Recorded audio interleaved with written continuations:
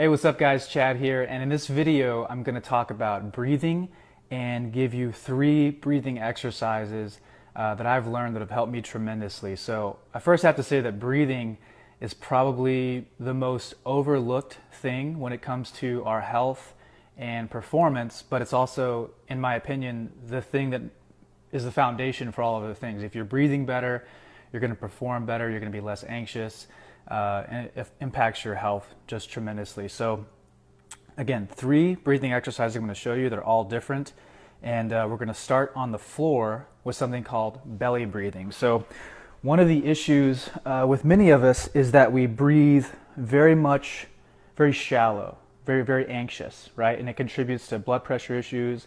It affects our nervous system. It impacts our digestive system. So the intention of belly breathing is to get you to breathe more from your diaphragm and your stomach. So we're going to lay down in this position, and I'll demonstrate.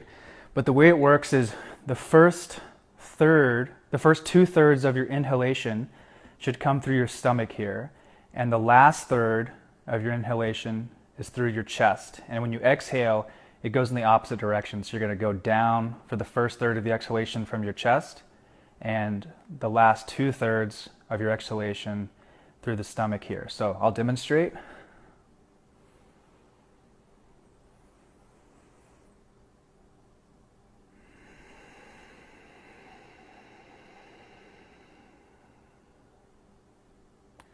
And again, you see here, first 2/3, next third, exhaling, first third from the chest, last 2/3 from the stomach.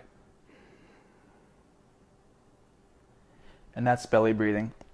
And the idea really is to kind of get out of the way of your breathing too, to not force it too much. Your body has its own intelligence in terms of how much air it wants to get. So really think about relaxing your feet, relaxing your legs, relaxing your face is very important. Really think about relaxing the forehead and the temples and all that.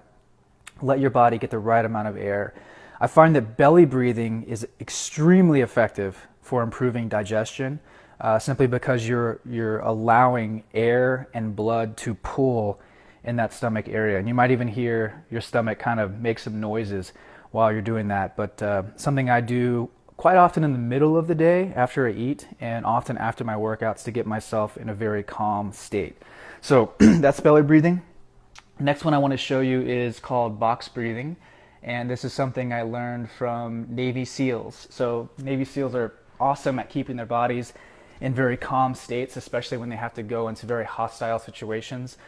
So for instance, when they're on a plane about to parachute out, they will often do some box breathing to help get themselves in that calm state. So the way that box breathing works is you've got 4 different sections of your breath. So you have an inhalation part, and then a hold part, and then an exhalation part, and then an exhalation hold part. So think of it that way. And you can start just by holding your breath. Each one of those times, each one of those parts, you hold or do for an equal amount of time. So we can just start for 3 seconds, and I'll come and demonstrate what this looks like. But again, this one works better, I think, in an upright position. You're going to inhale for 3 seconds, hold for 3 seconds, exhale for 3 seconds, hold for 3 seconds. You can do it with me.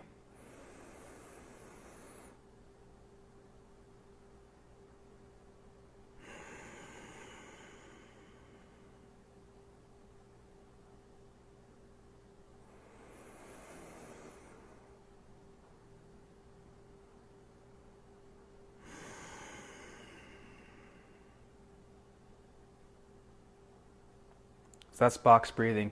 And again, I'm just using my hand to kind of help you visualize what's happening. When you're doing this, you can just relax. But again, box breathing is something I find that is super helpful for anxiety.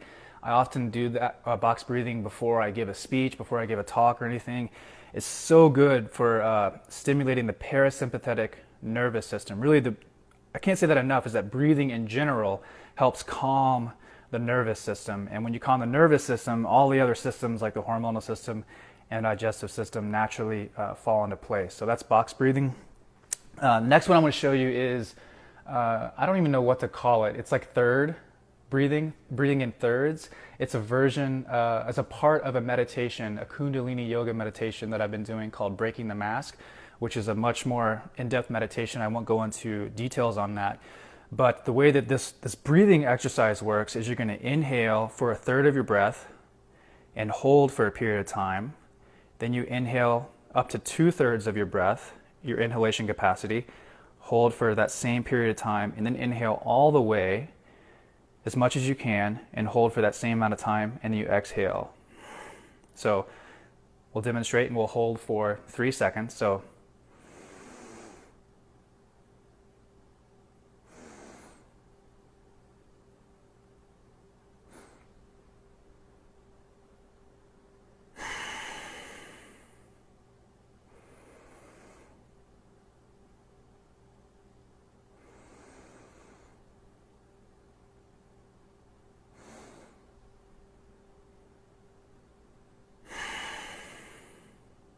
that's that. So with the box breathing and that third breath, Kundalini yoga meditation, you can progress it by increasing the time. So in box breathing, let's say you're inhaling for 5 seconds, holding for 5 seconds, exhaling for 5 seconds, and then holding again for 5 seconds. You can progress that by going to 7 seconds and then 9 seconds and then 10 seconds. With the Kundalini third breathing, you can hold for 3 seconds, 3 seconds, 3 seconds, and then you can hold for 5, 5, 5, and progress up to 7, 7, 7, even up to 20 seconds, where you're inhaling, holding for 20 seconds, inhaling the next 2/3, holding for 20 seconds, inhaling all the way, holding for 20 seconds. Last thing I want to mention when it comes to holding the breath is that you don't want to close your throat. So I would highly suggest you don't, really put too much pressure in your head and close your throat. So really keep your throat open when you're holding your breath. And you might feel a little air come in and out, and that's okay. But just work on keeping your throat open so you don't increase your blood pressure. But I have to say, just from a practitioner standpoint, I've done some things where I've taken someone's blood pressure and it's been in the red area. So like, let's say 170 over 110, which is like a red flag, call the hospital immediately.